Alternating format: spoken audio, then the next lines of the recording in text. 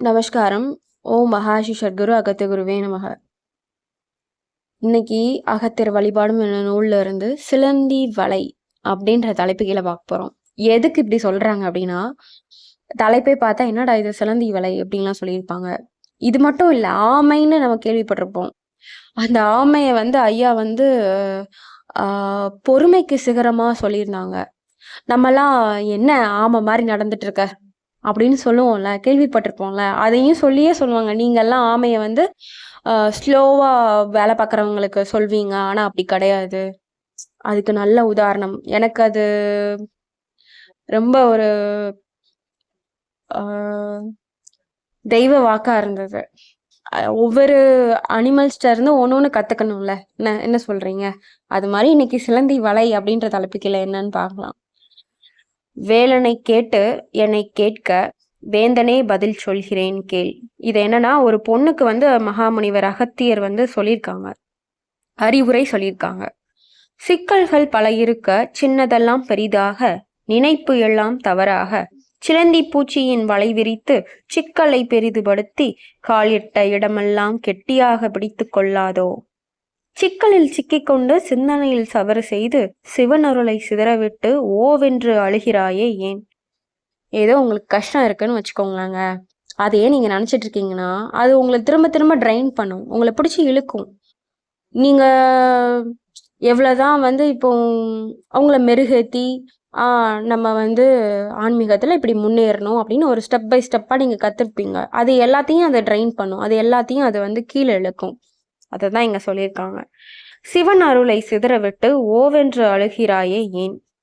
சிலந்தி என்னும் பூச்சியை மனதில் வைத்து சிந்தனையில் சிக்கல் என்ற கூடு கட்டி அதில் நீயே சிக்கிக்கொண்டு தவிப்பது ஏன்?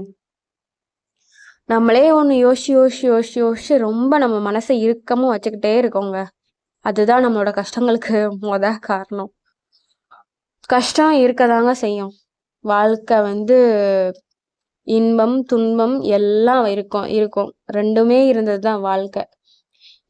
முழுசா கஷ்டப்பட்டவனும் கிடையாது, முழுசா சந்தோஷமா இருந்தவனும் கிடையாதுங்க. பறந்த காலத்தில் ஒரு கால், முன் பறக்கும் காலத்தில் ஒரு கால் வைத்து போனால் நடுவில் இருக்கும் தற்காலத்தில் எங்கு போய் வைப்பாய் உன் காலை.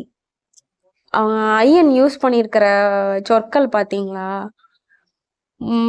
முந்தின நடந்து முடிஞ்சதை பத்தி யோசிச்சுட்டு ஐயோ இப்படி நடக்க போதோ அப்படின்னு யோசிச்சுக்கிட்டு இப்படியே நம்ம பண்ணிட்டே இருந்தோம்னா எப்பதான் நீங்க இந்த காலத்துல வாழ போறீங்கன்னு கேக்குறாங்க.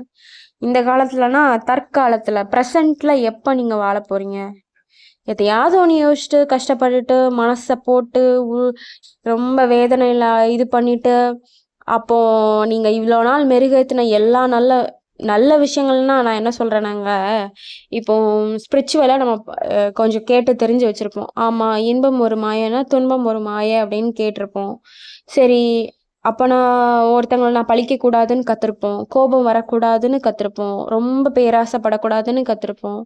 ஒரு விஷயத்த நம்ம நம்மளை கொஞ்சம் கொஞ்சமாக திருத்தி கொண்டு வரும்போது ஏதோ ஒரு சஞ்சலம் ஏற்படும் போது நம்ம மனசை அது ரொம்ப பாதிக்கும் போது நம்ம இன்னும் அதை யோசிச்சு நம்மளே கஷ்டப்படுத்திக்கிறோம். அப்படி படும்போது நம்மளோட பாத்தே டீவியேட் ஆகுது. பறவை என்னும் உன் வாழ்க்கை பரந்தாமனை நோக்கி செல்ல பரமகுருவை வேண்டிக் கொள்வாய். நம்ம பரந்தாமனை அடையிறது மட்டும்தான் நம்மளோட நோக்கமா இருக்கணும். நம்ம பிறந்ததுக்கான காரணமே அதுதாங்க. நம்ம யாரு, நம்ம எதுக்கு பிறந்திருக்கோம் நம்ம யோசிக்கிறதே இல்லை.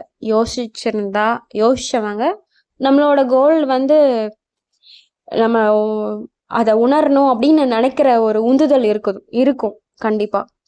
சிலந்தி வலையை கட்டாமல் சிக்கல்களை சாந்தமுடன் விலக்கி வைத்து வேறு வேறாய் பிடித்து இழுத்து ஒவ்வொன்றாய் ஆராய்ந்து மதியுடன் ஆராய்ந்தால் அறிவு விளங்குமே உனக்கு, எரியுமே அகல் விளக்கு. ஒளியில் நோக்க நோக்க தர்மம் முனை காக்க காக்க மனதில் நிம்மதியும் உண்டாகாதோ.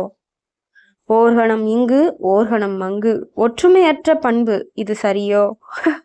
வெங்காயத்தை அறுத்த கையை கண்ணில் அழுத்தி கண் வலி என்றும் கண்ணீர் என்றும் கொட்டினால் தவறு யாருடையது, சற்றேனும் சிந்தித்துப்பார். நல்லா சொல்லியிருக்காங்க, நான் நம்புறேன். உங்களுக்கு கஷ்டமா இருக்கும்போது கண்டிப்பா இந்த தொகுப்பை கேளுங்க. இது கண்டிப்பா ஒரு ஆறுதலை தரும். நம்மளுக்கு நம்ம கூட ஃப்ரெண்ட்ஸ் இருப்பாங்க அப்படின்னே சொல்லிட்டே இருக்க முடியாதுங்க. இல்லைன்னா நம்ம ரிலேட்டிவ்ஸ் இருப்பாங்க, நம்ம அம்மா அப்பா இருப்பாங்க, இல்லைன்னா நம்ம மனைவி இருப்பாங்க, நம்ம ஹஸ்பண்ட் இருப்பாங்கன்னு சொல்ல முடியாது. அவங்கெல்லாம் ஓரளவு கூட வருவாங்களா? அதுக்கு மேல நம்மளுக்கு வழிகாட்டியா இருக்கிற நம்மளோட குருவும் அவங்களோட தெய்வத்தோட அருளும் மட்டும்தான் நம்மளை பாதுகாக்கும். நல்லா சந்தோஷமா இருங்க.